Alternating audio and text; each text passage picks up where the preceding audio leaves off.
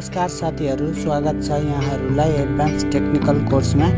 आज हामी यो भिडियोमा एउटा एमआई को चुडिएको स्विचको पत्ता कसरी जोड्ने भनेर देखाउन गइरहेको छु, जसमा जम्पर प्रयोग गरिएर स्विचको पत्ता जोडिएको छ।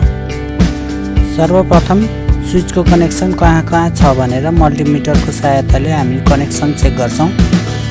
यहाँ कनेक्सन चेक गरिँदैछ मल्टिमिटरको सहायताले।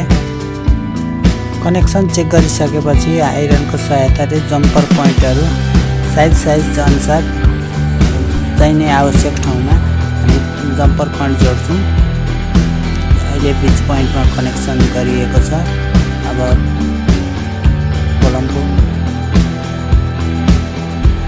पावर स्विचमा कनेक्सन गरिँदैछ। अब भोल्युम अफ स्विचमा कनेक्सन गरिन्छ अनि एउटा कनेक्सन ग्राउन्डमा गरिन्छ। मैले यहाँ ठुलो आइरन प्रयोग गरेको छु। तपाई भर्खर सिक्दै हुनुहुन्छ भने सानो खालको आइरन प्रयोग गर्नु होला, जसले जम्पर जोड्न सजिलो हुन्छ। यो जम्पर जोडिसकेपछि यसमा हामीले बोर्डमा फिक्स गर्नुपर्ने हुन्छ। यो पत्तालाई भर्खर सिक्दै गर्नेलाई सुरुमा जम्पर फिक्स गर्न निकै नै गाह्रै पर्छ।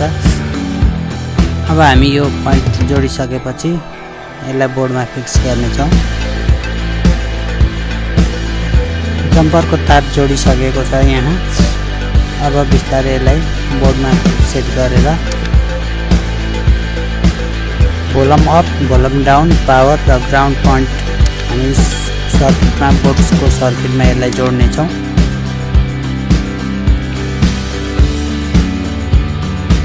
केही समय लाग्नेछ।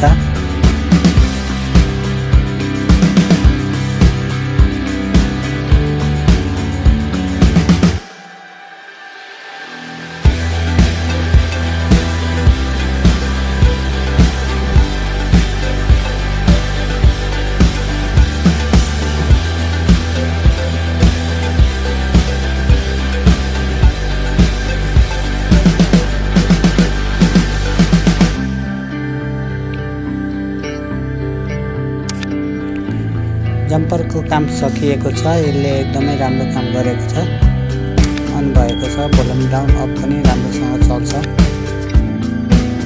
भिडियो मन परेमा लाइक, शेयर, कमेन्ट, सब्स्क्राइब गरी बेल आइकनमा प्रेस गर्नु होला। धन्यवाद।